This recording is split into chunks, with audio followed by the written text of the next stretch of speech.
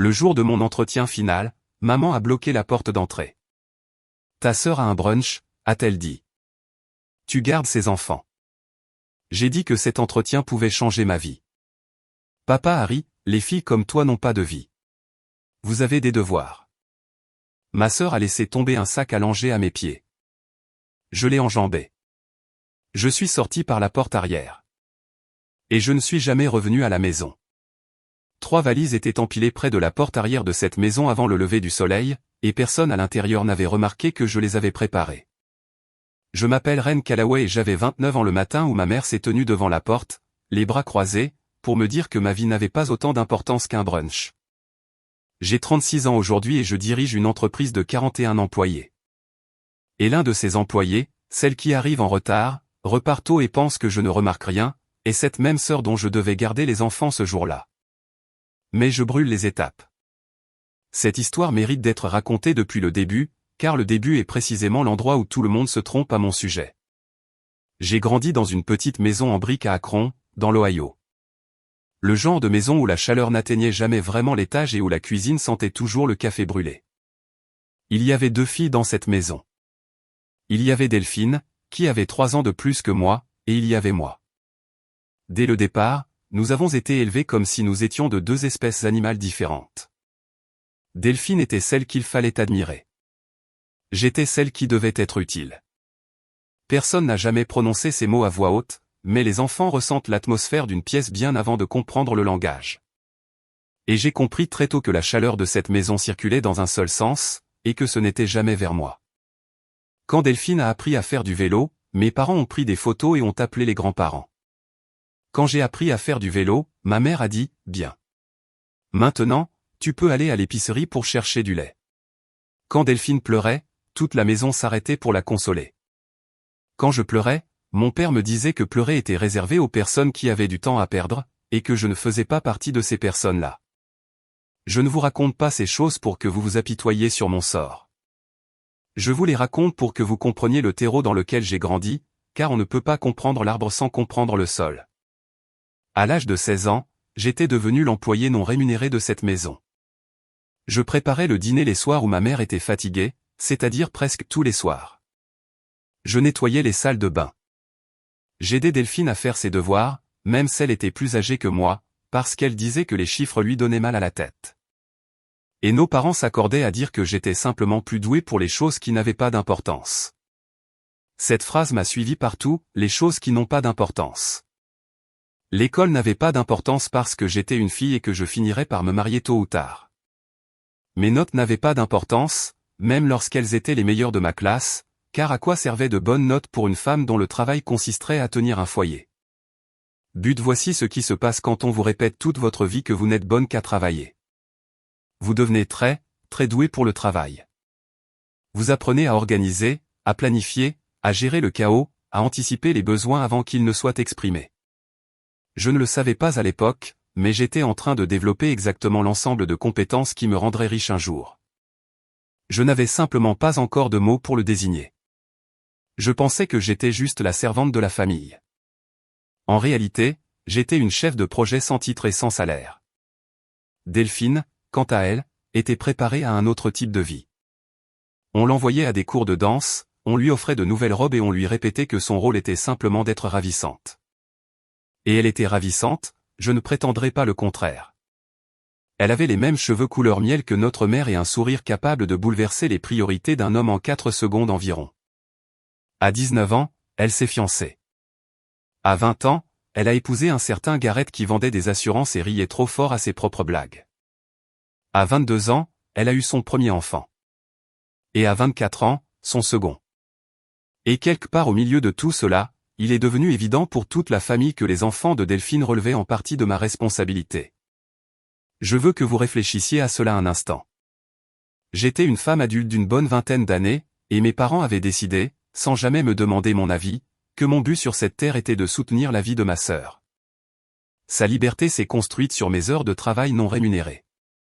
Quand elle voulait aller au salon de coiffure, je gardais les bébés. Quand elle voulait partir en week-end avec Garrett, je gardais les bébés. Quand elle voulait simplement faire la grasse matinée, je gardais les bébés. Et mes parents la félicitaient d'être une si merveilleuse mère, de si bien prendre soin d'elle-même, tandis que je restais en arrière-plan à chauffer des biberons, changer des couches et disparaître lentement. J'avais un travail à l'époque, un vrai en quelque sorte. Je travaillais dans une entreprise de logistique, où je répondais au téléphone et suivais les expéditions. Cela ne payait presque rien, mais c'était à moi et j'étais doué pour cela. En moins de 2 ans, j'avais réorganisé discrètement tout le système de répartition, car l'ancien faisait perdre d'argent à l'entreprise et personne ne me l'avait demandé. Je ne supportais tout simplement pas de voir l'inefficacité, tout comme certaines personnes ne supportent pas de voir quelqu'un mâcher la bouche ouverte. Mon superviseur, un homme bienveillant nommé Monsieur Schaeffer, l'a remarqué. Il a été la première personne de toute ma vie à regarder ce que je savais faire et à y voir de la valeur plutôt qu'une obligation. C'est Monsieur Schaeffer qui m'a parlé de cette opportunité. Une entreprise plus grande, un acteur majeur de la chaîne d'approvisionnement régionale, recherchait un coordinateur des opérations. Le salaire était près de 3 fois supérieur à ce que je gagnais. Ce poste comprenait une assurance maladie, des congés payés et des possibilités d'avancement. Il m'a dit que j'étais parfaite pour ce rôle, que je devais postuler. Et quand j'ai hésité, disant que les gens comme moi n'obtenaient pas ce genre de travail, il m'a regardé avec une expression proche de la colère et m'a dit, « Qui t'a dit ça, reine ? Qui t'a mis cette idée en tête ?» Je ne lui ai pas répondu parce que la réponse était, « Tout le monde. » Tout le monde m'avait mis cette idée en tête depuis le jour de ma naissance. Mais j'ai postulé quand même. Je l'ai fait en secret, comme je devais faire tout ce qui me concernait personnellement. Tard dans la nuit, sur l'ordinateur familial, après que tout le monde se fut endormi, j'ai écrit et réécrit ma lettre de motivation jusqu'à ce que les mots me semblent authentiques plutôt qu'empruntés. J'ai joint une liste de tous les systèmes que j'avais améliorés, de chaque dollar que j'avais fait économiser à ma petite entreprise de logistique, de chaque problème que j'avais résolu sans que personne ne m'en remercie. Puis, j'ai retenu mon souffle et j'ai envoyé ma candidature dans le monde. Et je n'en ai parlé à personne, car j'avais appris depuis longtemps qu'un rêve formulé à voix haute dans cette maison était un rêve écrasé avant même de pouvoir respirer. 3 semaines plus tard, j'ai reçu un appel pour un entretien téléphonique. Je l'ai passé dans ma voiture, sur le parking du supermarché, les mains tremblant sur le volant. Cela s'est bien passé. Mieux que bien. La femme à l'autre bout du fil, une directrice régionale nommée Madame Alvorson, s'est dite impressionnée par le fait que mon expérience pratique correspondait exactement à ce qui manquait à leur bassin de candidats. Elle a ajouté que les profils académiques qu'ils recrutaient d'ordinaire ne savaient pas gérer une opération comme j'en étais visiblement capable. Elle a voulu me rencontrer en personne pour un entretien final à leur siège de Columbus.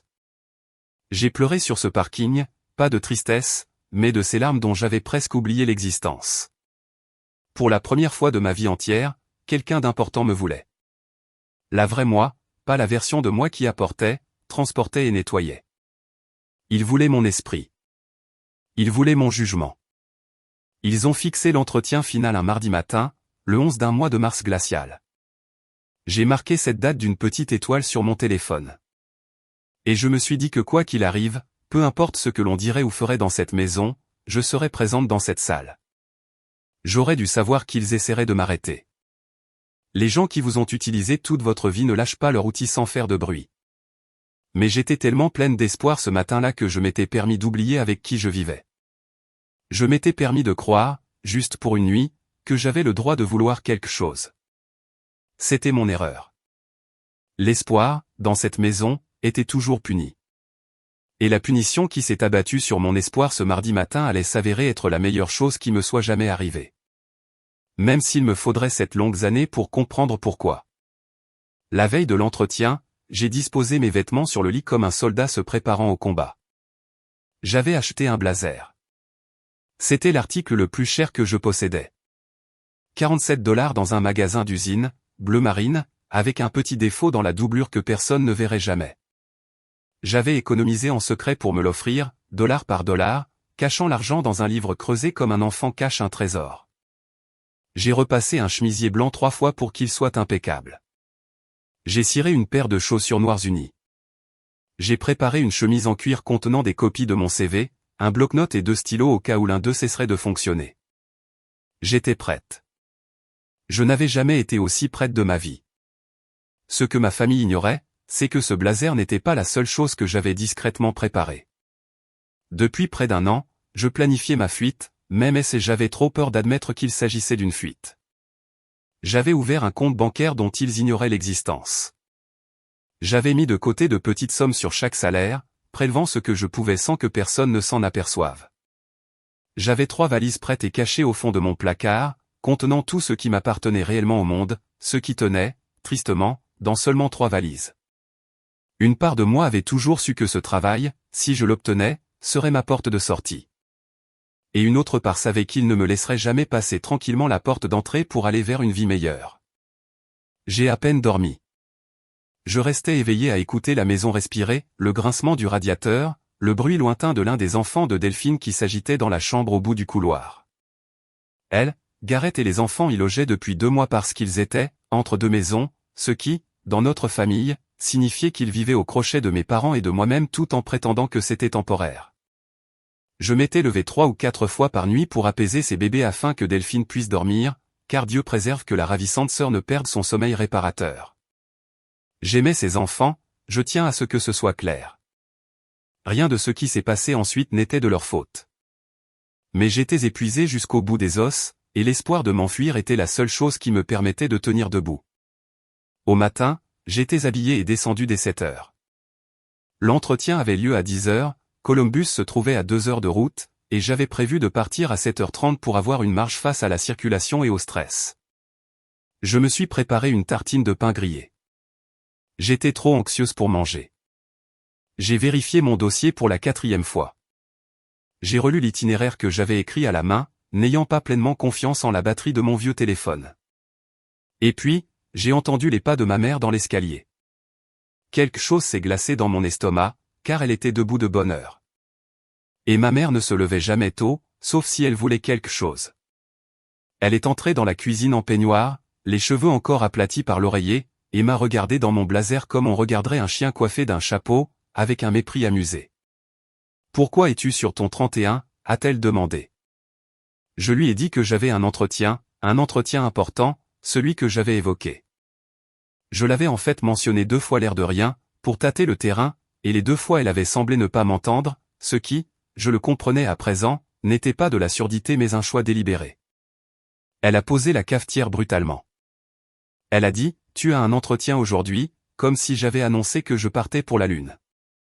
J'ai répondu, « Oui, aujourd'hui à 10 heures à Columbus, et je dois bientôt partir. » C'est alors que le visage de ma mère a changé, et j'ai vu ce que j'avais passé ma vie entière à essayer de ne pas voir, elle ne considérait pas que ma vie m'appartenait.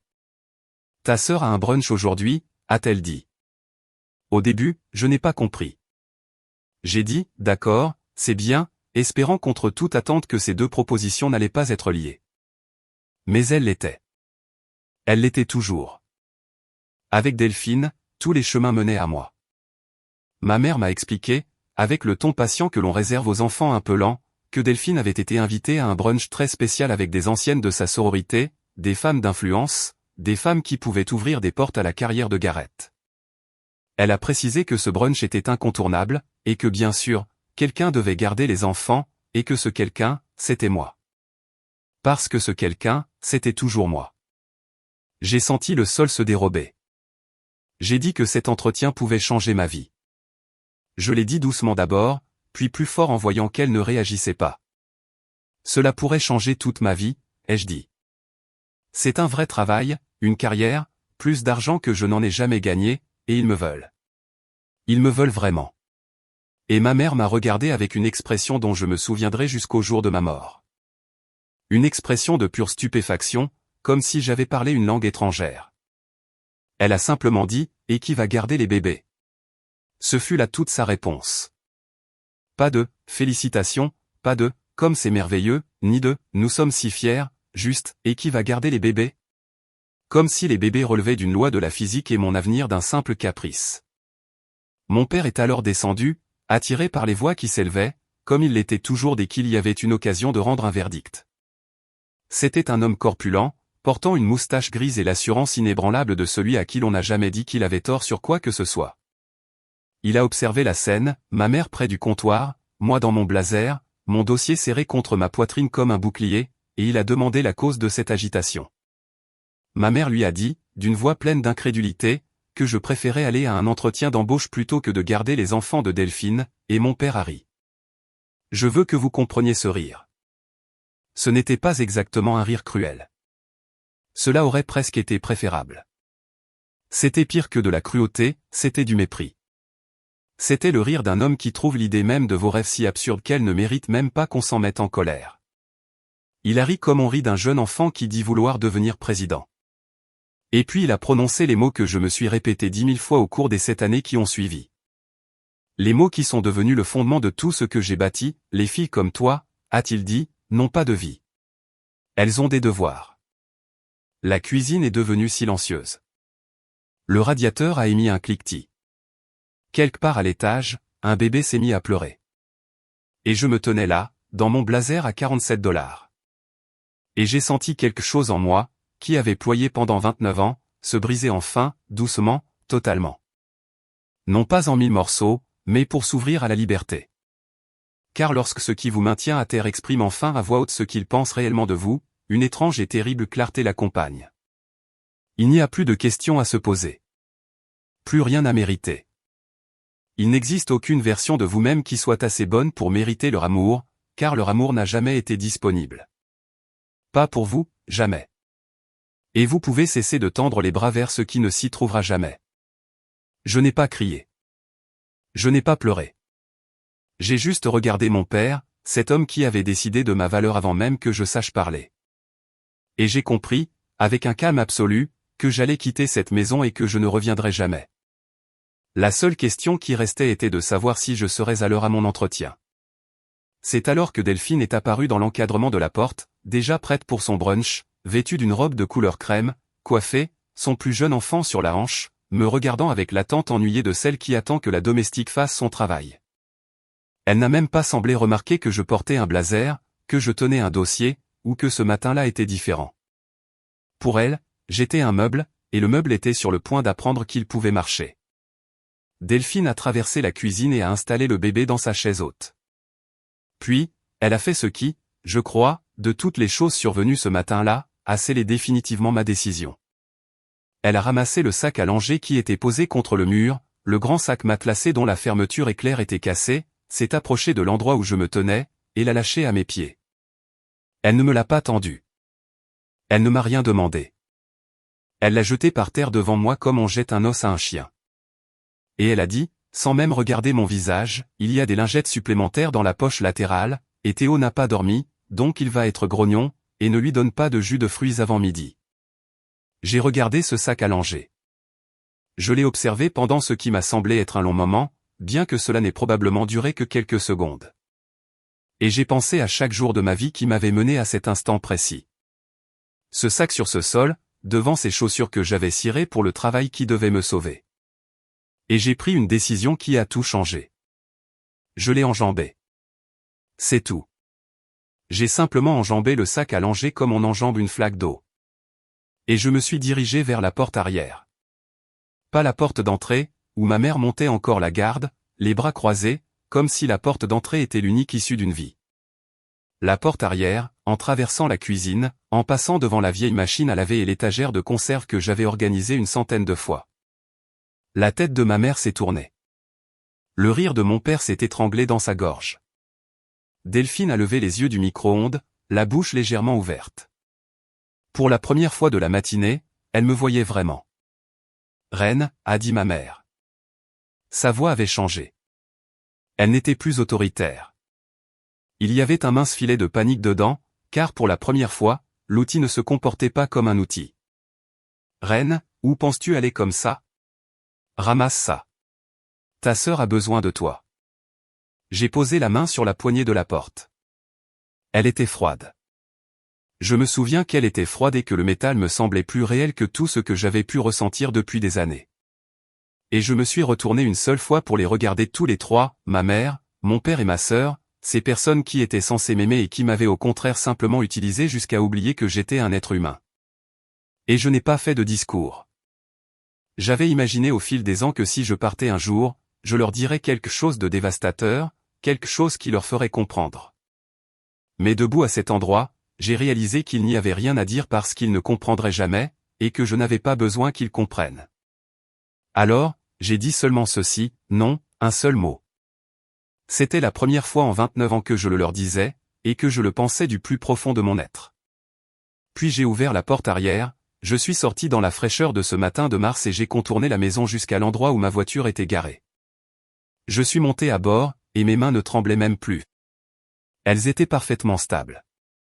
J'avais 3 valises dans le coffre que j'avais chargé la veille au soir, dans l'obscurité. J'avais un compte bancaire dont ils ignoraient l'existence. J'avais un dossier rempli de mes propres réussites sur le siège passager et j'avais un entretien à Columbus à 10 heures qui pouvait changer ma vie. J'ai entendu la porte d'entrée s'ouvrir derrière moi alors que je reculais de l'allée. J'ai vu ma mère sortir sur le porche en peignoir, le visage partagé entre la fureur et l'incrédulité, la bouche bougeant bien que je ne pusse entendre ses mots à travers la vitre, et je ne le voulais pas. Mon père est sorti derrière elle. Delphine est restée à l'intérieur avec les bébés, car bien sûr, il fallait toujours les garder et il n'y avait plus personne pour le faire en dehors d'elle. Et l'expression de son visage à travers la fenêtre de la cuisine était celle d'une personne qui réalise pour la première fois que le monde pourrait réellement attendre d'elle qu'elle élève ses propres enfants. Je suis parti. Je n'ai pas accéléré brusquement. Je n'ai pas fait crisser les pneus.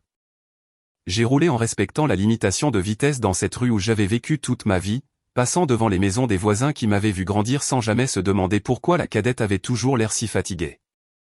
Puis j'ai tourné sur la route principale, j'ai dirigé la voiture vers Columbus et j'ai commencé à rire. Ce n'était pas un rire joyeux, ni triste. C'était le rire de quelqu'un qui vient de sortir d'une cage et de découvrir que la porte n'avait jamais été verrouillée. Que durant toutes ces années, elle aurait pu simplement la pousser. Que la seule chose qui la maintenait à l'intérieur était la croyance qu'elle devait y rester. Le trajet jusqu'à Columbus a duré 2 heures, et ce furent les 2 heures les plus paisibles de mon existence. Mon téléphone a sonné 4 fois. Ma mère, mon père, encore ma mère. Un numéro inconnu dont j'ai appris plus tard qu'il s'agissait de Gareth, envoyé pour me ramener à la raison. Je n'ai pas répondu. J'ai laissé le téléphone sonner jusqu'à ce qu'il se taise. Puis je l'ai éteint complètement, je l'ai rangé dans la boîte à gants et j'ai conduit au son de la radio, chantonnant des mélodies dont j'ignorais même que je les connaissais, parce que j'avais passé ma vie trop occupée pour apprendre les paroles de quoi que ce soit. Je me suis arrêté dans une station-service au bout d'1 heure pour utiliser les toilettes et ajuster mon blazer devant le miroir. Mes yeux étaient clairs, mes mains stables. J'ai acheté un café et une barre de céréales, puis je me suis assise dans la voiture pour prendre le premier repas depuis des années que personne ne m'avait demandé de préparer, de nettoyer ou pour lequel on ne m'avait demandé aucun sacrifice. C'était la meilleure barre de céréales que j'ai jamais mangée. Je n'exagère pas. La liberté a une saveur, et ce matin-là, elle avait le goût d'une barre de céréales un peu assise sur un parking froid. Et je poursuis cette saveur exacte depuis lors. Je l'ai retrouvée encore et encore, à chaque fois que j'ai refusé de m'effacer pour le confort de quelqu'un d'autre. Je suis arrivé à Columbus à 9h15. J'ai trouvé l'immeuble de bureau, un bâtiment propre et moderne de verre et d'acier qui ressemblait à l'avenir, et je suis resté assise sur le parking jusqu'à 9h45, à répéter mes réponses et à respirer comme Monsieur Schaeffer me l'avait appris. Puis je suis entré dans ce bâtiment avec mon blazer à $47 à la doublure imparfaite et mon assurance d'occasion. J'ai dit à la femme de l'accueil que je m'appelais Reine Callaway et que j'avais rendez-vous pour un entretien avec Madame Alvorson. La femme m'a souri et m'a dit qu'il m'attendait. Et pour la toute première fois de ma vie, quelque part en dehors de cette maison, quelqu'un m'attendait. Et ce n'était pas parce qu'on avait besoin que je nettoie, transporte ou sacrifie quelque chose. C'était parce qu'on voulait savoir ce que j'avais à offrir. Je me suis assise dans la salle d'attente, mon dossier sur les genoux, et j'ai pensé une seule fois au sac à langer sur le sol de la cuisine et à la famille que j'avais laissée sur le porche. Je n'ai ressenti aucune culpabilité, absolument aucune. Je me suis souvent ausculté au cours des années qui ont suivi pour chercher cette culpabilité que j'étais censé éprouver, celle qu'une bonne fille doit porter, et je ne l'ai jamais trouvée. Ce que j'ai trouvé à la place, assise dans cette salle d'attente, c'est une phrase qui s'est formée dans mon esprit, claire comme de l'eau de roche. C'est la phrase qui est devenue l'essence de toute ma vie. Elle disait ceci, je n'ai jamais été laide. J'étais l'opération tout entière, et j'ai simplement arrêté de l'offrir gratuitement. Madame Alvorson s'est avérée être une femme d'une 50aine d'années aux yeux gris perçants et à la poignée de main digne d'une conclusion de contrat. Elle m'a fait entrer dans une salle de réunion dotée d'une longue table et d'une fenêtre donnant sur la ville. Elle n'a pas perdu de temps en bavardage, ce que j'ai apprécié car les conversations futiles étaient un langage que je n'avais jamais eu l'occasion d'apprendre. Elle a ouvert mon dossier, celui que j'avais envoyé, a tapoté du doigt la liste des systèmes que j'avais améliorés dans mon ancien poste de logistique et m'a dit « Vous avez fait tout cela sans titre et sans augmentation ». J'ai répondu « Oui ». Elle m'a regardé longuement et a dit « Cela m'indique tout ce que j'ai besoin de savoir sur votre comportement si je vous accordais les deux ». L'entretien devait durer 45 minutes. Il a duré 2 heures. Nous avons parlé des inefficacités d'itinéraire, des goulots d'étranglement des stocks et des problèmes humains qui se cachent derrière les problèmes de logistique. Du fait qu'une livraison tardive n'est jamais vraiment une question de camion, mais plutôt liée au fait que quelqu'un, quelque part, n'a pas été honnête sur sa capacité de livraison. J'avais passé ma vie entière à gérer des gens qui n'étaient pas honnêtes sur leur capacité de livraison. J'avais ce sujet dans le sang, et j'ai vu Madame Alvorson se pencher en avant pendant que je parlais, la regarder commencer à prendre des notes. J'ai observé l'instant où son visage est passé de l'évaluation au désir de m'embaucher, et je l'ai reconnu car c'était ce même changement que j'avais décelé dans le regard de Monsieur Schaeffer, ce regard rare et précieux de quelqu'un qui perçoit clairement votre valeur. Une fois l'entretien terminé, elle m'a accompagné elle-même jusqu'à l'ascenseur, ce que la réceptionniste m'a confié plus tard qu'elle ne faisait jamais, et m'a dit qu'elle me recontacterait très bientôt. 2 jours plus tard, elle a appelé pour me proposer le poste de coordinatrice des opérations avec un salaire de départ de 72 000 $ par an, soit plus du triple de ce que je gagnais, assorti de tous les avantages sociaux et d'une indemnité de réinstallation pour m'aider à déménager à Columbus. J'ai accepté avant même qu'elle n'ait fini sa phrase. Ensuite, je me suis assise sur le trottoir devant le motel Bon Marché où je logeais depuis mon départ, et j'ai pleuré si fort qu'une inconnue m'a demandé si j'avais besoin d'aide. Je lui ai répondu que non. Je venais de recevoir tout ce dont j'avais toujours rêvé. Elle ne comprenait pas pourquoi je pleurais, et moi non plus, si ce n'est que la joie et la peine avancent parfois main dans la main. Je tiens à être honnête sur les mois qui ont suivi, car cette histoire n'est pas uniquement faite de triomphe, et je ne veux pas prétendre le contraire. Ces premiers mois à Columbus ont été les plus solitaires de mon existence. J'avais choisi de ne pas avoir de famille, mais aucun choix n'est gratuit. Je n'avais pas d'amis dans cette ville. J'avais un petit appartement avec un matelas au sol, une chaise pliante et pas grand-chose de plus, car j'avais fui une maison remplie d'objets qui ne m'avaient jamais vraiment appartenu.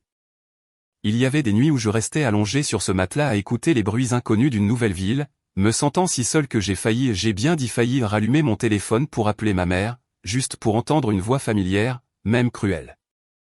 La solitude fait cet effet-là. Elle peut vous faire voir la cage comme un foyer. Mais je n'ai pas appelé. À chaque fois que la tentation surgissait, je me forçais à me souvenir de ce rire. Les filles comme toi n'ont pas de vie. Elles ont des devoirs. Je le disais à voix haute dans l'obscurité, remettant les mots de mon père dans ma propre bouche. Et la honte ainsi que la colère consumaient la solitude. Je me souvenais alors que les gens qui me manquaient n'étaient pas réels. Ils étaient une histoire que je m'étais racontée, une famille imaginaire qui m'aimait. Et que les personnes réelles qui partageaient mon sang s'étaient tenues dans une cuisine pour me dire de ramasser un sac à langer plutôt que de prendre ma vie en main. On ne peut pas avoir la nostalgie d'un endroit qui n'a jamais été un foyer. On ne peut qu'être malade d'y avoir vécu.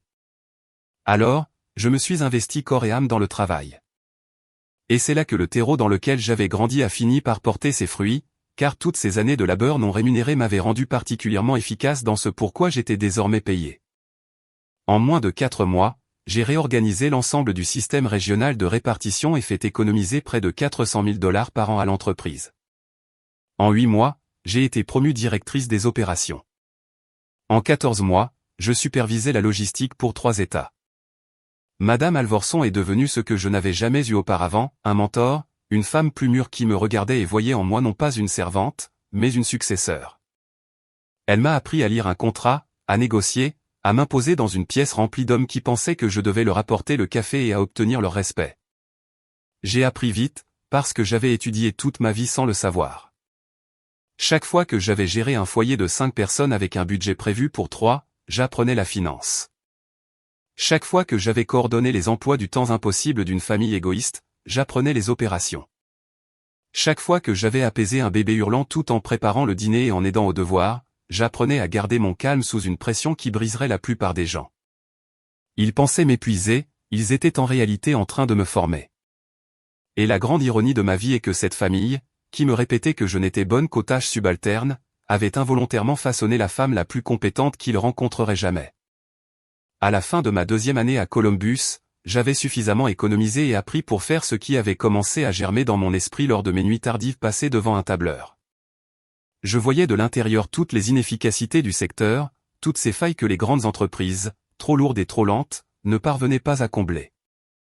Les petites et moyennes entreprises se noyaient sous la logistique, elles n'avaient pas les moyens de la gérer elles-mêmes et personne ne les accompagnait correctement. Je pouvais le faire. Je savais exactement comment. J'ai alors fait une chose que la jeune fille dans la cuisine, le sac allongé à ses pieds, n'aurait jamais pu concevoir. J'ai pris toutes mes économies, j'ai contracté un prêt commercial pour lequel Madame Alvorson elle-même s'est portée garante tant elle croyait en moi, et j'ai fondé ma propre entreprise. Je l'ai appelée Rennes Logistique parce que pour la première fois de ma vie, j'allais inscrire mon propre nom sur quelque chose que j'avais bâti et en faire un motif de respect.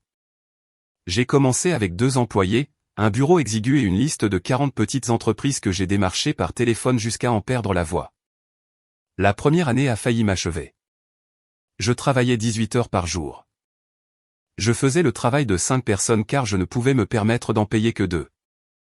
Il y a eu des mois où je ne me suis versé aucun salaire pour que mes employés puissent être payés. Mais lentement, à la manière de l'eau qui creuse la pierre, l'activité s'est développée. Les petites entreprises que j'accompagnais en ont parlé à d'autres. Ma réputation, celle de la femme qui répondait réellement au téléphone et résolvait concrètement vos problèmes, s'est propagée.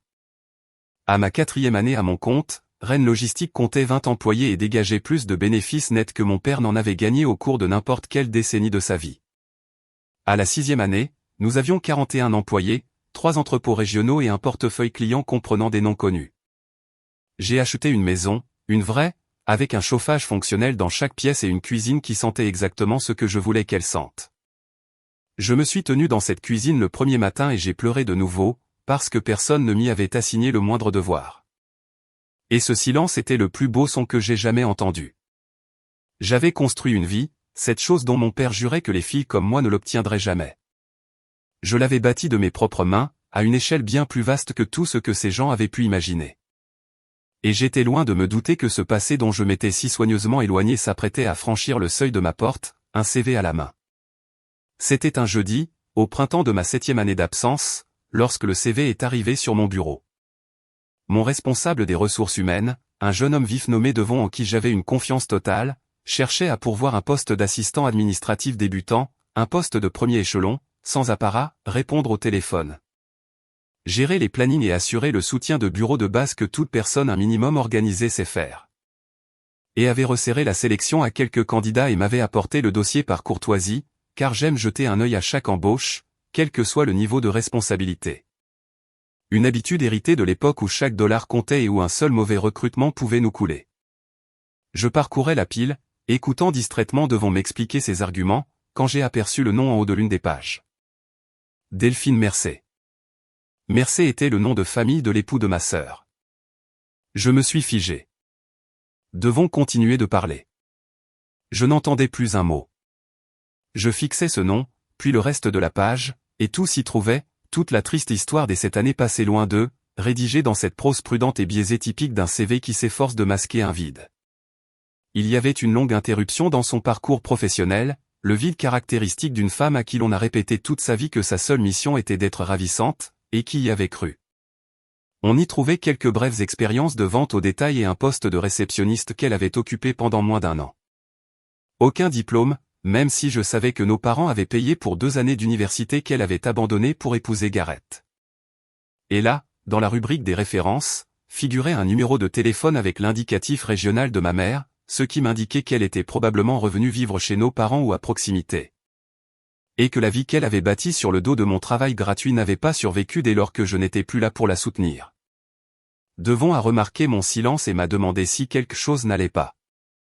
Je lui ai dit que j'avais besoin de quelques minutes. Il est sorti, un peu perplexe, et je suis resté seul dans mon bureau, le CV de ma sœur entre les mains, en proie au plus étrange conflit d'émotions de mon existence. Il y avait de la colère, certes, ancienne et profonde. Il y avait aussi une forme de satisfaction, pour être honnête, une petite voix sombre qui chuchotait, « Regarde jusqu'où est tombée la ravissante sœur. Regarde qui a besoin de travail aujourd'hui. » Mais sous tout cela, il y avait quelque chose que je n'attendais pas, une sorte de lassitude triste. Car quoi qu'elle ait fait, Delphine restait la fille aux côtés de qui j'avais grandi. Et quelque part en elle se trouvait un être que ses mêmes parents avaient également délaissé, d'une manière différente et plus douce, mais qui l'avait laissé incapable de subvenir seul à ses besoins. Je n'étais pas obligé de l'embaucher. Ce fut la première chose que je compris. Et c'était un point important à intégrer, car durant toute ma jeunesse, j'avais fonctionné avec la conviction de n'avoir aucun choix, que les besoins de ma famille étaient des lois auxquelles je devais me soumettre. Aujourd'hui, j'étais assise dans un bureau d'angle, mon nom inscrit sur l'immeuble, et je comprenais parfaitement que la présence de Delphine Mercé au sein de cette entreprise ne dépendait que de moi, et que personne au monde ne pouvait me contraindre à faire quoi que ce soit que je n'eusse choisi. Le rapport de force s'était si complètement inversé que j'en ai eu le vertige un instant. Je pouvais jeter son CV à la poubelle et elle n'aurait jamais su à quel point elle était passée près du but. Elle n'avait pas fait le lien entre l'entreprise et moi. C'était évident, sinon elle n'aurait jamais postulé. Rennes Logistique ne mettait pas en avant mon parcours professionnel et ma sœur ne m'avait jamais accordé assez d'attention pour savoir ce que j'étais devenu. Elle supposait probablement que j'étais toujours quelque part, à être la servante de quelqu'un d'autre comme je l'avais toujours été. L'idée qu'elle ait postulé dans mon entreprise sans se douter une seconde que la reine de Rennes Logistique était la sœur qu'elle avait vue pour la dernière fois à travers une vitre de cuisine. Cette idée pesait comme une pierre dans ma poitrine. Je suis resté assise longtemps avec ce CV. Le soleil s'est déplacé sur le sol de mon bureau et une décision a fini par mûrir, mais ce n'était pas celle que réclamait cette petite voix sombre. Cette voix voulait de la vengeance, elle voulait la faire venir pour l'écraser, lui faire ressentir ne serait-ce qu'un dixième de ce que j'avais éprouvé dans cette cuisine. Mais j'avais passé 7 ans à devenir quelqu'un de meilleur que les personnes qui m'avaient élevé. Et je n'allais pas brader cela pour la satisfaction éphémère d'une vengeance facile. En bâtissant cette entreprise, j'avais appris que la réponse la plus puissante face à quelqu'un qui vous a sous-estimé consiste simplement à devenir la personne qu'il ne pourra jamais être. Et le genre de personne que je voulais être ne claquait pas les portes. Elle décidait, selon ses propres critères, d'ouvrir ou non ses portes. J'ai donc rappelé Devon et lui ai demandé de la convoquer pour un entretien, en lui précisant de le mener de manière tout à fait ordinaire, juste et standard, sans faire la moindre allusion à moi. Je voulais la voir. Je voulais comprendre qui elle était devenue. Et, si je suis tout à fait honnête, une part de moi voulait savoir si elle décèlerait, dans cette entreprise professionnelle et performante où elle postulait, la moindre trace de la sœur qu'elle avait piétinée. Je me doutais qu'elle n'y verrait rien. Les gens qui ne vous considèrent pas lorsque vous êtes au-dessous d'eux apprennent rarement à vous voir. L'entretien fut programmé le mardi suivant, ce qui ressemblait à un clin d'œil du destin, car c'était un mardi de mars, 7 ans auparavant, que j'avais franchi la porte arrière. Je n'ai pas assisté à l'entrevue. Je l'ai observé un instant à travers la paroi vitrée de la salle de réunion depuis l'autre bout du bureau, de la même manière que Madame Alvorson m'avait autrefois observé, et j'ai senti le poids de ce juste retour des choses. Delphine était assise dans le même type de fauteuil que celui où je m'étais tenu, se tordant les mains, fournissant des réponses que Devon me décrirait plus tard comme creuses et peu préparées. Des réponses d'une femme qui n'avait jamais eu besoin de convaincre qui que ce soit de sa valeur, car sa valeur avait toujours été acquise pour tout le monde, excepté pour elle-même. Devon est venu me voir ensuite pour me livrer son évaluation honnête. Elle n'était pas la meilleure candidate. Il m'a dit que son expérience était faible et qu'elle s'était montrée nerveuse, mais il a ajouté qu'il y avait quelque chose en elle, une volonté, un besoin que les autres n'avaient pas. Cette envie légèrement désespérée de quelqu'un qui a cruellement besoin de ce travail et n'a pas l'orgueil de le refuser. Il m'a suggéré d'écarter sa candidature au profit d'un profil plus solide. Je suis resté pensive, et j'ai pris une décision qui m'a surprise moi-même, le choix qui allait définir le chapitre suivant de nos existences. J'ai dit à Devon de l'engager. Il a été surpris. Il m'a fait remarquer avec tact qu'elle n'était pas la personne idéale pour le poste. Je lui ai répondu une vérité que je n'ai pas approfondie, je pense que celle-ci mérite une chance de prouver de quoi elle est capable quand personne ne la porte à bout de bras. Je ne lui ai pas dit qu'elle était ma sœur. Je ne l'ai dit à personne. J'ai pris la décision d'embaucher Delphine Mercé à un poste de débutante dans l'entreprise que j'avais créée. Elle dépendrait d'une hiérarchie dont le sommet était occupé par moi-même, et elle n'aurait pas la moindre idée, pas un seul jour jusqu'à ce que j'en décide autrement. Que la femme dont le nom ornait le fronton du bâtiment était la sœur au pied de qui elle avait balancé un sac à langer 7 ans plus tôt. Ce n'était pas pour la punir, je me répétais que ce n'était pas par vengeance. Je me disais simplement que je voulais voir qui nous étions devenus à présent que les rôles s'étaient si radicalement inversés. Delphine a commencé 2 semaines plus tard, un lundi, et je me suis arrangé pour être absente du bureau durant sa première semaine, en partie à cause de déplacements professionnels réels et en partie parce que je n'étais pas prête. J'avais imaginé cet instant de 100 manières différentes. Mais maintenant qu'il se matérialisait, j'ai senti qu'il me fallait du temps pour faire le point avec moi-même. À mon retour le lundi suivant, elle s'était déjà installée à un bureau au 2e étage, au sein du pôle administratif, assez loin des bureaux de la direction pour que nos chemins ne se croisent pas spontanément. Devons m'a rapporté qu'elle s'en sortait bien, qu'elle s'était montrée ponctuelle les premiers jours, chaleureuse, désireuse de bien faire. Ce désir d'être appréciée, je le connaissais bien. C'était la technique de survie dont je m'étais moi-même servi jadis. Cet éclat désespéré de quelqu'un qui a compris que plaire est l'unique monnaie d'échange dont il dispose. Je l'ai revu pour la première fois en 7 ans un mardi matin, dans l'ascenseur, de tous les endroits possibles. Je suis monté au rez-de-chaussée, elle s'y trouvait déjà, les yeux rivés sur son téléphone. Elle a levé la tête comme on le fait pour une inconnue, l'a baissée à nouveau, puis s'est brusquement redressée. J'ai vu la prise de conscience envahir lentement son visage. Sa bouche s'est entr'ouverte, son téléphone a glissé entre ses doigts, et j'ai dit « Bonjour, Delphine », d'un ton calme et posé, cette voix que j'avais mis 7 ans à forger, la voix de la femme qui possédait l'immeuble dans lequel nous nous trouvions. « Reine », murmura-t-elle. Mon prénom est sorti de sa bouche comme une question, une accusation et une prière tout à la fois. Les portes de l'ascenseur se sont refermées. Nous avons commencé à monter, et durant tout le trajet, ces 2 sœurs qui ne s'étaient pas parlé depuis 7 ans se sont tenues à 1 mètre l'une de l'autre dans cette cabine métallique en mouvement. Et je les regardais essayer de reconstituer une réalité qui refusait de s'assembler dans son esprit. Je la voyais détailler mes vêtements, qui n'avaient plus rien à voir avec un blazer à 47 $. Je la voyais observer la façon dont les portes s'ouvraient sur l'étage de la direction, et le respect avec lequel la réceptionniste me saluait d'un « Bonjour, Madame Callaway ». Je la voyais faire le calcul mental, et j'ai vu à quel point le résultat l'effrayait. « Tu travailles ici ?» a-t-elle dit au moment où les portes s'ouvraient. J'ai répondu « Non, Delphine, c'est toi qui travailles ici. Cet endroit m'appartient. » Puis je suis sorti, j'ai rejoint mon bureau et j'ai fermé la porte. Je me suis assise et j'ai senti mon cœur battre la chamade, non pas de triomphe, mais d'une émotion bien plus complexe.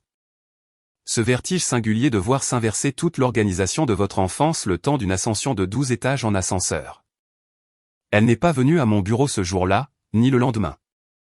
Je pense qu'elle était sous le choc. Je pense qu'elle est rentrée chez elle pour appeler notre mère, car les appels ont débuté dès le soir même. Le numéro de ma mère s'affichait sur mon écran pour la première fois en 7 ans. Et je l'ai laissé appeler, tout comme je l'avais laissé faire le matin de mon départ pour Columbus. Je n'étais pas prête à parler à ma mère. Je ne le serais peut-être jamais. Mais Delphine était là, dans mes locaux, sur mon registre de paix, et sa présence exigeait quelque chose de moi, que je fusse prête ou non. Ce ne fut que le jeudi qu'elle finit par frapper à la porte de mon bureau. Devon l'avait envoyé m'apporter des dossiers, une course ordinaire, mais je soupçonnais qu'elle s'était portée volontaire pour saisir cette occasion. Elle se tenait dans l'encadrement, les dossiers à la main. Elle me paraissait plus petite que dans mes souvenirs, plus âgée, la jolie fille de notre jeunesse fatiguée et émoussée par cette année éprouvante. Elle a posé les chemises sur mon bureau, mais elle n'est pas partie. Elle est restée là à se tordre les mains de la même manière que lors de son entretien, comme je le faisais autrefois, et a fini par dire « Je ne savais pas que c'était toi. Je te jure que je l'ignorais. Je n'aurais jamais postulé si j'avais su. » J'ai répondu « Je te crois », et c'était vrai. Je la croyais. Elle aurait préféré mourir plutôt que de me demander de l'aide en connaissance de cause. Nous sommes restés un instant en silence, toutes les deux, dans une pièce qui abritait tout le passé sous-entendu de notre famille. Puis elle a prononcé les mots qu'elle était venue dire, « Est-ce que tu vas me licencier ?» Sa voix s'est brisée sur ces mots, et j'ai mesuré à cet instant l'étendue de sa chute, car la Delphine de notre jeunesse ne s'était jamais souciée d'être renvoyée de quoi que ce soit. Elle n'avait jamais eu besoin d'un travail au point de craindre de le perdre. Le monde s'était montré très clément avec elle, puis il s'était arrêté, et elle n'y était pas préparée parce que personne ne l'avait jamais formée à l'être, puisque ce rôle m'avait toujours incombé. Non, ai-je répondu, je ne vais pas te renvoyer. J'ai vu le soulagement se propager sur son visage, suivi d'une grande confusion, car elle ne parvenait pas à comprendre pourquoi je la gardais. Et à vrai dire, à ce moment-là, je ne le savais pas très bien moi-même, si ce n'est que je comprenais que la licencier aurait été une réaction lâche. C'eût été la réaction des personnes qui nous avaient élevés, et j'avais passé 7 ans à refuser de leur ressembler. Je lui ai expliqué que tant qu'elle accomplirait sa tâche convenablement, elle aurait sa place ici comme n'importe qui d'autre, évaluée selon les mêmes critères, sans traitement de faveur dans un sens ou dans l'autre. Je lui ai dit que je ne serais pas sa sœur dans ses bureaux, mais sa directrice, et que si elle ne pouvait s'y résoudre, elle ferait mieux de partir tout de suite sans rancune. Elle a acquiescé vivement, trop vivement, affirmant qu'elle comprenait, m'a remercié à plusieurs reprises, puis elle a fait ce qui m'a montré à quel point les choses avaient changé et en même temps étaient restées identiques. Elle a commencé à s'excuser pour ce fameux matin du sac à langer. Les mots se bousculaient, des excuses que j'avais attendues pendant 7 ans, des excuses dont je m'étais convaincu que je n'avais plus besoin. Mais elles manquaient de consistance. C'étaient les excuses de quelqu'un qui regrette d'être rattrapé par les conséquences, et non de quelqu'un qui saisit la portée de ses actes. Elle se disait désolée d'avoir été si absorbée par sa propre existence. Désolée de ne pas s'être rendue compte de tout ce que je faisais. Désolée que les choses soient devenues si difficiles pour elle après mon départ. Et la vérité reprenait ses droits de biais, ses excuses concernaient en réalité sa propre personne. Elle portait sur la dureté de sa vie depuis que je n'étais plus là pour la lui faciliter. Je l'ai laissé finir, puis j'ai prononcé des paroles douces mais sincères, car j'avais appris que la bienveillance et l'honnêteté vont souvent de pair. J'ai dit, Delphine, tu n'as pas besoin de t'excuser auprès de moi pour conserver ton travail. Ton poste est assuré tant que tu le mérites. Mais je veux que tu comprennes une chose. Je ne suis pas parti parce que j'avais cessé d'aimer notre famille. Je suis parti parce que j'ai fini par comprendre que notre famille ne m'avait jamais aimé. Elle avait seulement besoin de moi. Et il y a une différence. Tu as passé toute ta vie du côté confortable de cette différence. Nous pouvons collaborer, mais ne confonds pas le fait de t'accorder cette chance avec de l'oubli. Je me souviens de tout. J'ai simplement choisi de ne plus laisser cela dicter ma conduite. Elle a quitté mon bureau très discrètement. Au cours des semaines qui ont suivi, je l'ai observée travailler, la voyant lutter, s'adapter et apprendre pour la première fois de sa vie ce que signifiait être évaluée sur ce qu'elle savait faire concrètement, plutôt que sur son apparence ou son mariage. Et en la regardant, ma vieille colère a commencé à évoluer de façon inattendue. Elle ne s'est pas effacée, mais elle s'est muée lentement en un sentiment que je n'avais pas éprouvé envers ma famille depuis fort longtemps, quelque chose qui s'apparentait presque à de la pitié. Et j'allais apprendre que la pitié est un piège redoutable. Car dès que vous commencez à éprouver de la compassion pour ceux qui vous ont fait du mal, vous vous exposez au risque de les laisser vous blesser à nouveau. Le fait que Delphine travaille pour moi ne pouvait rester secret bien longtemps. En un mois, toute la famille était au courant et chacun y allait de son commentaire. Ma mère a appelé sans relâche jusqu'à ce que, par un dimanche paisible où je me sentais assez forte, je finisse par décrocher.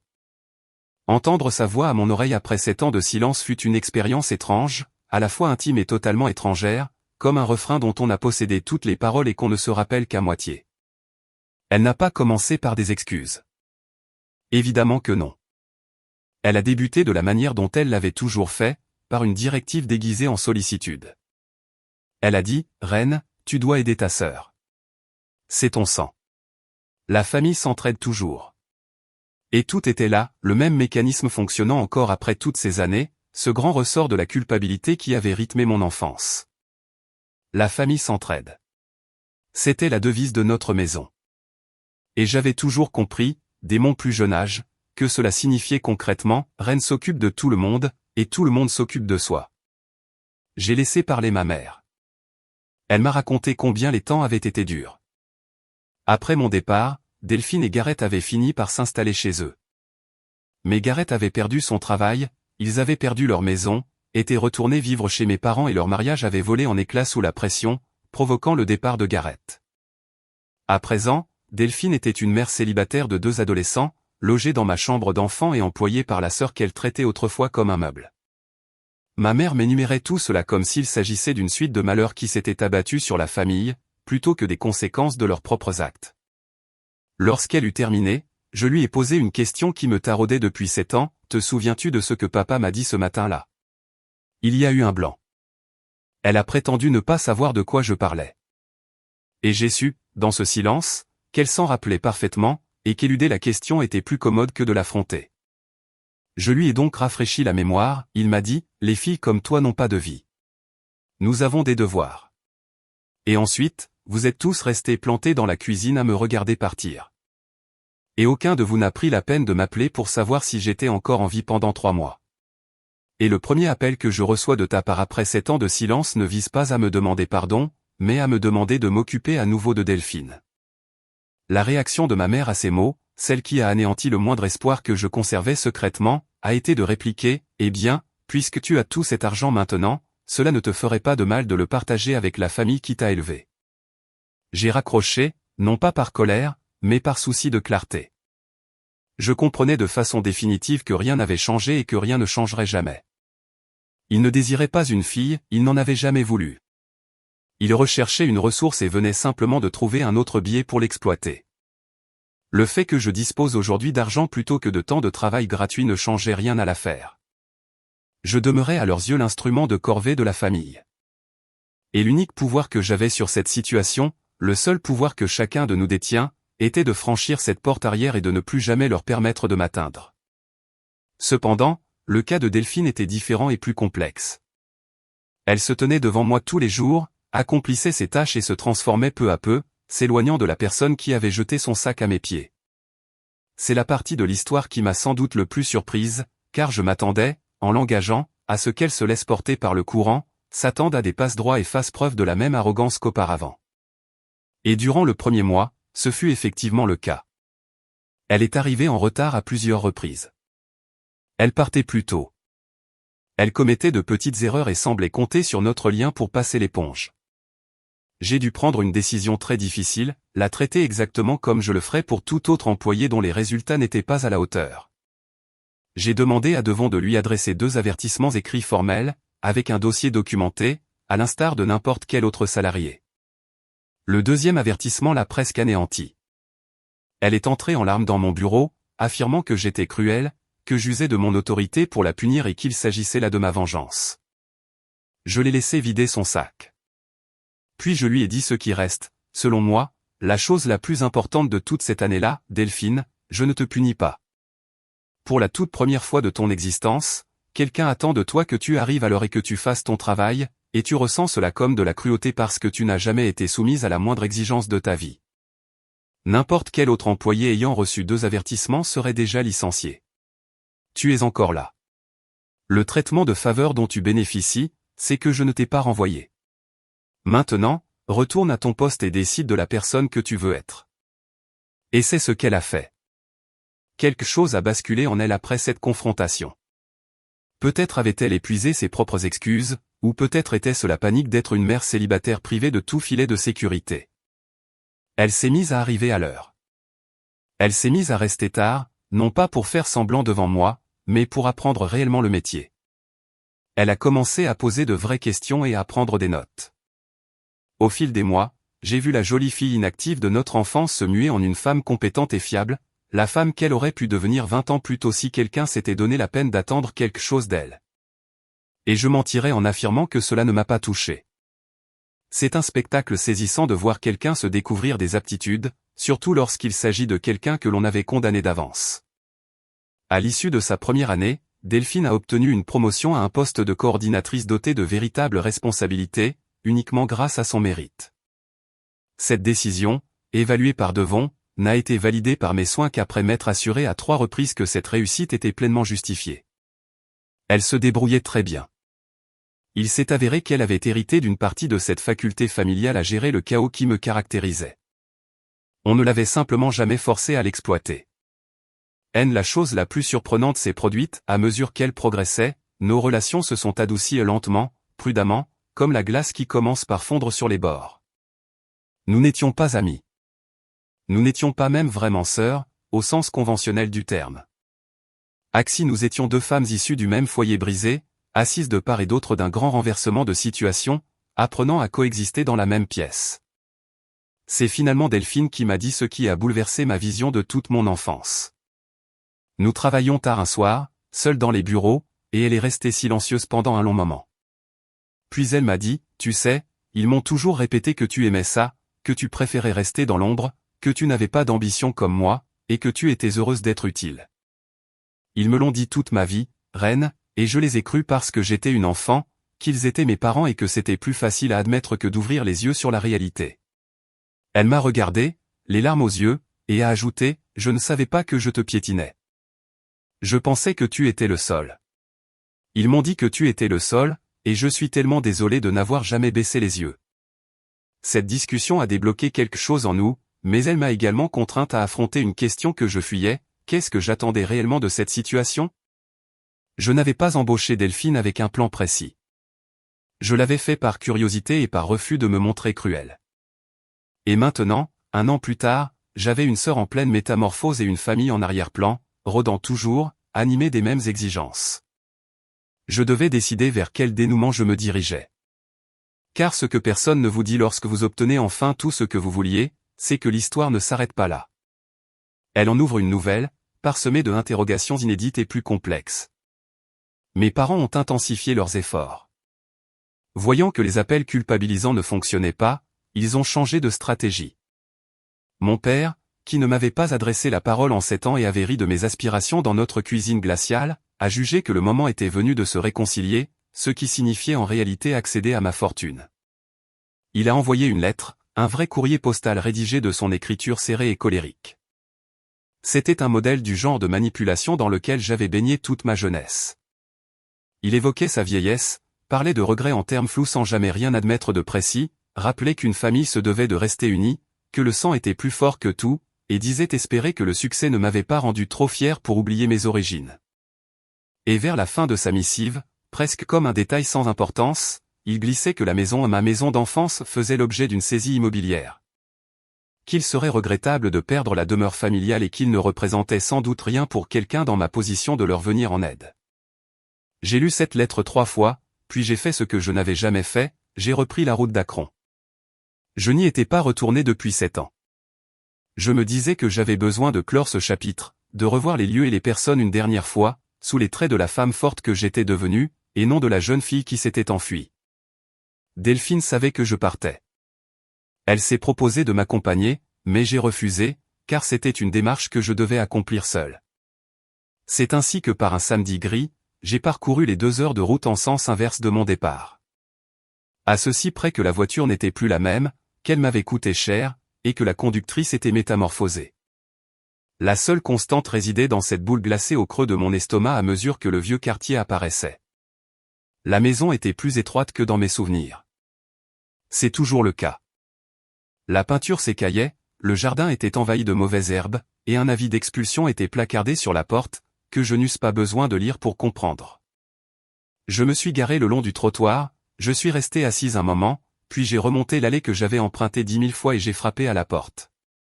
La porte d'entrée est celle que ma mère m'avait bloquée et j'ai attendu. Ma mère a ouvert. Elle semblait avoir vieilli de 10 ans en l'espace de 7 ans. Elle m'a dévisagé, son visage passant par 6 expressions différentes en 2 secondes. Puis elle a appelé mon père, et ils se sont tenus tous les deux sur le pas de la porte à m'observer. Ces 2 personnes qui avaient pesé d'un poids si écrasant sur toute mon existence n'avaient plus l'air aujourd'hui que d'un vieux couple fatigué dans une maison délabrée. Ils m'ont invité à entrer. Je me suis exécuté, me suis assise dans le salon de mon enfance sur le même canapé, et je les ai écoutés exposer leurs arguments, qui correspondaient exactement à ce que j'avais prévu. Ils avaient besoin d'argent. La maison allait être saisie. La famille s'entraide. J'étais la seule à en avoir. Ils espéraient que je ne les laisserais pas se retrouver à la rue. Et je veux vous décrire précisément ce que j'ai ressenti dans ce salon, car cela ne correspondait pas à mes attentes. Je pensais éprouver du triomphe, de la vengeance ou du moins un sentiment de légitimité. Au lieu de cela, j'ai éprouvé une tristesse profonde et tranquille, car je voyais enfin leur réalité avec des yeux dessillés. Et cette réalité était qu'ils étaient mesquins. Ils n'avaient plus rien des dieux tout-puissants de mon enfance. C'étaient 2 êtres effrayés et égoïstes qui n'avaient jamais mûri, qui avaient passé leur existence à prendre sans jamais rien construire, qui avaient traité leur enfant la plus compétente comme un instrument et leur autre fille comme une décoration. Et qui se retrouvaient aujourd'hui sans rien car ils n'avaient jamais formulé autre chose que des exigences.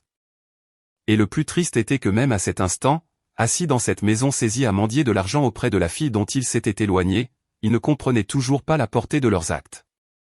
Mon père a même fini par déclarer, tu vois, c'est pour cela que tu as des devoirs envers la famille. Nous sommes tes parents. Il a employé le mot « devoir ». Après tout ce qui s'était passé. Il se servait du même mot. Je les ai laissés terminer, puis j'ai parlé posément, de cette voix solide forgée en 7 ans, la voix qui signait les contrats, gérait une entreprise et ne s'élèverait plus jamais dans une cuisine pour supplier qu'on la laisse partir. Je leur ai annoncé que je ne leur donnerais pas d'argent pour préserver la maison. Mon père s'est emporté, à la manière des tyrans dont les outils cessent d'obéir. Il a proféré des méchancetés, m'a qualifié d'ingrate et a prétendu que je m'étais toujours cru supérieur à la famille. Ma mère a versé ses larmes calculées que je lui avais vu verser 1000 fois. J'ai assisté à tout cela sans sourciller, car plus rien de tout cela ne pouvait m'atteindre. Et c'est cela, la véritable liberté. Ce n'est ni l'argent, ni l'entreprise, mais ce moment précis où les personnes qui ont nourri vos peurs perdent définitivement le pouvoir de vous ébranler. Où leurs attaques glissent sur vous parce que vous avez fini par cesser d'attendre leur amour. Je me suis levé pour partir. Sur le pas de la porte, je me suis retourné de la même manière que 7 ans auparavant. Et cette fois, j'avais quelque chose à ajouter, je ne vais pas sauver votre maison. But, je vais vous dire ce que je compte faire, car il y a une personne dans cette famille qui a véritablement changé. Je vais continuer à soutenir Delphine, non pas parce qu'elle est de mon sang, mais parce qu'elle l'a mérité jour après jour en devenant quelqu'un de digne d'intérêt. La différence entre elle et vous deux, c'est qu'elle a mesuré ses actes, qu'elle a éprouvé de réels regrets et qu'elle a changé. C'est la seule chose qui ait jamais permis à quiconque d'avoir une place dans ma vie, non pas le sang, ni le devoir, mais le changement. Puis je suis sorti, sans éprouver le besoin de claquer la porte, car il ne restait rien dans cette maison qui eût assez de pouvoir sur moi pour m'y inciter. Je suis rentré à Columbus ce soir-là plus légère que je ne l'avais jamais été. Mais cette histoire n'était pas finie, car il restait à régler la question de Delphine, de ce que j'avais déclaré sur le pas de cette porte et de cette relation nouvelle et curieuse qui se tissait entre nous, dont je n'avais pas encore le nom. Dès mon retour, je l'ai appelé pour lui raconter les détails, la maison, le courrier, la confrontation, tout. Au bout du fil, un long silence s'est installé. Puis elle a prononcé des mots qui m'ont fendu le cœur, ils ne m'ont rien demandé. La maison, l'a saisie. Ils ne m'ont jamais dit à quel point la situation était grave. Et ils ne m'ont jamais sollicité bien que je vive chez eux, parce qu'ils ne me croient pas capable de les aider. Ils se sont tournés directement vers toi. Même aujourd'hui, après tout ce qui s'est passé, je ne suis toujours à leurs yeux que la jolie fille, et toi la fille utile. Nous ne sommes même pas des êtres humains pour eux, reine. Nous ne sommes que des fonctions. Et dans cette phrase, j'ai perçu la vérité qui m'a enfin permis de pardonner à ma sœur non pas pour elle, mais pour moi parce qu'elle avait raison. Nous avions toutes les deux été abîmées par les mêmes mains, simplement façonnées en deux outils défaillants différents. On lui avait enseigné qu'elle ne valait rien sans un homme et un joli visage, tandis qu'on m'avait inculqué que je n'avais de valeur que par mon travail. Et ces deux préceptes étaient des mensonges. Nous avions passé notre vie d'adulte à essayer, lentement et douloureusement, de les déconstruire. La différence ne résidait que dans le moment et le prix à payer. J'avais déconstruit le mien en étant jeté dans le grand bain de l'indépendance. Elle déconstruisait le sien aujourd'hui, tardivement, derrière un bureau de mon entreprise alors qu'elle approchait de la quarantaine, repartant de zéro avec 2 enfants et sans aucun soutien. Et je réalisais que le courage qu'il lui fallait pour cela était immense, alors que j'avais été trop occupé à penser mes anciennes blessures pour lui rendre cet hommage. Alors, j'ai fait ce que je n'avais pas prévu. Je me suis rendu chez mes parents le week-end suivant, non pas pour les voir, mais pour aider Delphine et ses enfants à déménager. Puisque la maison était perdue d'avance et que je ne ferais rien pour la sauver, je pouvais au moins sauver ceux qui le méritaient. J'ai aidé ma sœur, ma nièce et mon neveu à emballer leur vie dans des cartons. Et je les ai installés dans un appartement de 3 pièces, propre, plus près des bureaux, le tout premier logement de Delphine qui ne dépendait ni d'un homme ni de ses parents. Un logement qu'elle finançait grâce à l'argent gagné par son propre travail. Et l'expression de son visage lorsqu'elle a glissé pour la première fois la clé dans la serrure, ce mélange d'incrédulité, de panique et de fierté, était identique à ce que j'avais éprouvé en ouvrant ma propre porte des années auparavant. L'expression de quelqu'un qui réalise qu'il peut s'assumer seul. Mes parents n'ont pas participé au déménagement. Ils sont restés assis à l'intérieur de cette maison en ruine à regarder leurs filles et leurs petits-enfants s'en aller. Ils n'ont pas levé le petit doigt, et j'ai compris qu'ils en étaient incapables, tant ils étaient paralysés par l'apitoiement sur eux-mêmes pour pouvoir s'entraider. La dernière image qu'il me reste d'eux est celle de leurs deux silhouettes à la fenêtre de cette bâtisse, nous regardant nous éloigner. J'ai senti la porte de cette partie de mon existence se refermer doucement et définitivement, et je ne l'ai plus rouverte depuis lors. Les mois qui ont suivi m'ont apporté une forme de guérison dont j'ignorais la possibilité. Delphine et moi ne sommes pas subitement devenus ces sœurs fusionnelles que l'on voit sur les cartes de vœux. Notre passif était trop lourd pour cela. Trop d'années de souffrance ne s'effacent pas d'un coup de baguette magique. Mais nous avons bâti quelque chose de nouveau, pas à pas, sur le seul socle durable qui existe, l'honnêteté et la confiance méritée. Elle a continué de progresser au sein de l'entreprise. J'ai cessé de demander à Devon de surveiller de près ses promotions, car elle n'avait plus besoin de cette surveillance accrue. Elle avait fait ses preuves à maintes reprises. Ma nièce et mon neveu, devenus adolescents, ont commencé à venir chez moi le week-end, et j'ai découvert le plaisir particulier d'être une tante présente par envie plutôt que par contrainte. Et j'aimais ces enfants d'un amour simple et désintéressé, libérés de l'amertume qui avait gâché mon enfance. Et un soir, alors que j'étais installé sur mon porche avec Delphine pendant que les enfants regardaient un film à l'intérieur, elle m'a posé la question vers laquelle toute cette histoire tendait depuis le début, elle m'a demandé s'il m'arrivait de regretter d'être parti ce matin-là. Si j'aurais préféré rester, ramasser ce sac à langer, préserver la tranquillité de tous et mener cette existence modeste et sans vague de servante familiale. J'y ai réfléchi sérieusement, car elle méritait une réponse franche. Je lui ai dit la vérité. Partir ce matin-là avait été la meilleure décision de ma vie, cela m'avait coûté une famille mais m'avait permis de me trouver moi-même. C'était le meilleur compromis que j'eusse pu faire, et le seul qui importait réellement. Mais je lui ai également confié la vérité profonde, celle que je n'avais saisie que récemment. Je lui ai dit que pendant des années, j'avais considéré ce matin-là comme le jour où j'avais perdu ma famille, et que je me trompais, car je n'avais jamais eu de famille à perdre. J'avais simplement un rôle à jouer dans un système qui m'exploitait et l'image illusoire dans mon esprit de personne qui m'aimait. Et le matin où j'ai franchi cette porte dérobée n'a pas été le jour où j'ai perdu ma famille, mais celui où j'ai cessé de faire semblant d'en avoir une. Et c'est une nuance fondamentale et bien moins douloureuse. On ne peut pas perdre ce que l'on n'a jamais possédé. On peut seulement cesser de se mentir à ce sujet. Et le jour où l'on cesse de se mentir est celui où commence notre véritable vie.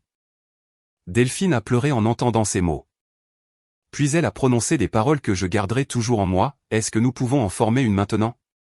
Une vraie, petite, juste nous quatre, toi, les enfants et moi. Pas la famille qu'ils ont voulu que nous soyons, mais une nouvelle que nous bâtirons nous-mêmes, avec des règles que nous aurons choisies. Et j'ai regardé ma sœur, cette femme qui avait été mon bourreau, puis mon employé, et qui devenait aujourd'hui en quelque sorte mon amie. J'ai compris que le véritable dénouement était là non pas dans cette vengeance que j'avais imaginée, ni dans la satisfaction de l'avoir échoué, mais dans cette proposition discrète de reconstruire quelque chose de sincère sur les ruines de ce que nous avions toutes deux surmonté. J'ai répondu, oui, car la force la plus profonde ne réside pas dans la capacité à exclure les autres, mais dans la sagesse de savoir quelle porte mérite d'être rouverte, et à quelles conditions. Près d'une année s'est écoulée depuis cette discussion sur le porche. J'ai maintenant 36 ans, et je tiens à vous dire où chacun en est aujourd'hui, car je sais que c'est la partie que vous attendez et que vous méritez de savoir comment tout cela s'est terminé. Mon entreprise, Rennes Logistique, compte désormais plus de 50 employés et nous ouvrons un 4e entrepôt cette année. J'ai bâti cela à partir d'une chaise pliante, d'un matelas posé sur le sol et d'un blazer à $47. À partir de compétences qu'une famille qui m'avait sous-estimé m'a involontairement transmises pendant qu'elle s'employait à m'épuiser. Chaque jour, je pénètre dans un bâtiment qui porte mon nom. Et je repense à l'homme qui m'assurait que les filles comme moi n'avaient pas de vie. Je n'éprouve plus de rancœur. Je ressens quelque chose de bien plus grand, je me sens affranchi de lui. Delphine fait toujours partie de l'entreprise et elle est devenue excellente dans son travail. Le mois dernier, elle a de nouveau été promue, uniquement sur la base de ses compétences, pour diriger toute une équipe. Nous avons toutes les deux pleuré. Et ce n'était pas pour le titre. C'était parce que, pour la toute première fois de son existence, ma sœur avait l'intime conviction qu'elle était capable. Qu'elle avait de la valeur indépendamment de son physique ou de son statut matrimonial. Qu'elle pouvait s'assumer seule dans ce monde. Les parents qui nous ont élevés nous avaient dérobé cette certitude à toutes les deux, de manière différente. Il nous aura fallu 30 ans et une crise majeure pour la leur reprendre. Mais nous y sommes parvenus. Nous l'avons fait toutes les deux.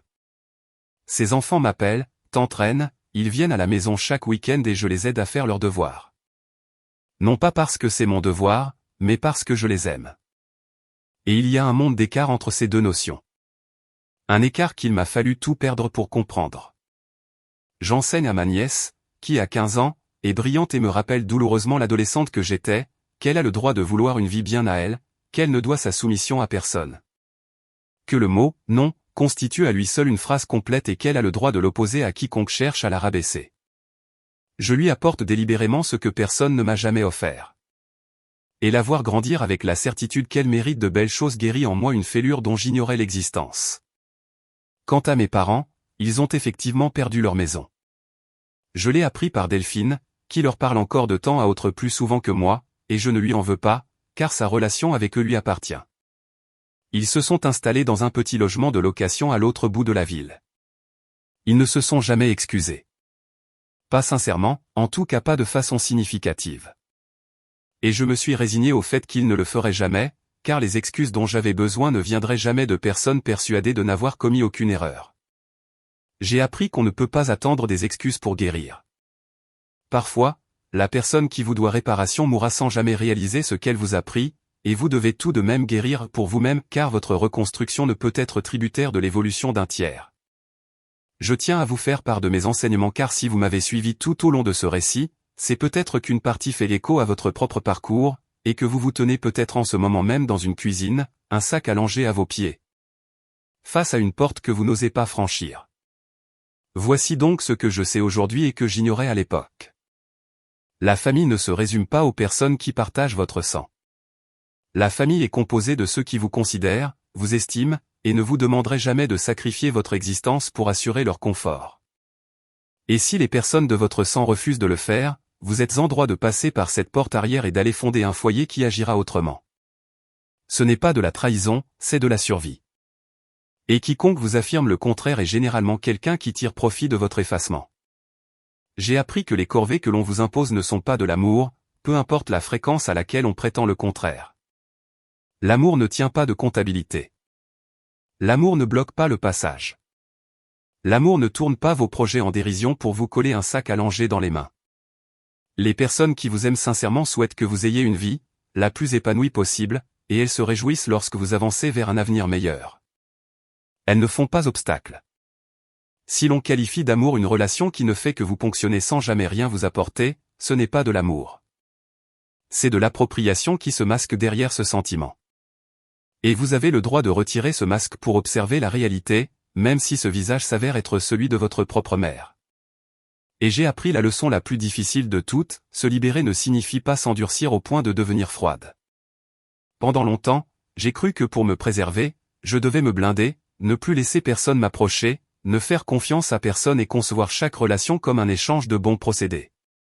Mais j'ai découvert que la véritable force consistait à rester réceptive, à pardonner à la sœur qui avait sincèrement évolué tout en tenant à l'écart les parents qui s'y refusaient. À faire la distinction entre un individu qui a mûri et celui qui regrette simplement de n'avoir plus d'autre recours. Les limites ne sont pas des murailles. Les limites sont des portes équipées de verrous dont vous possédez la clé. Et tout l'intérêt d'en contrôler l'accès est que vous déterminez, selon vos propres conditions, qui est autorisé à entrer, plutôt que de laisser n'importe qui en arracher les gonds sous prétexte qu'il s'arroge un droit sur vous. Alors si vous me lisez aujourd'hui et que l'on vous a répété toute votre existence que vous étiez la personne serviable, la personne forte, celle qui n'a besoin de rien, celle dont la mission consiste à soutenir tout le monde sans que personne ne vous soutienne.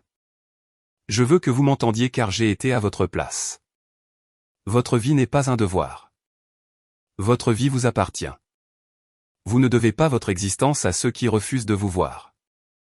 Et la porte que vous craignez de franchir, celle qui vous semble mener à l'isolement et à la détresse, est peut-être précisément celle qui débouche sur la seule véritable existence qui vous soit promise.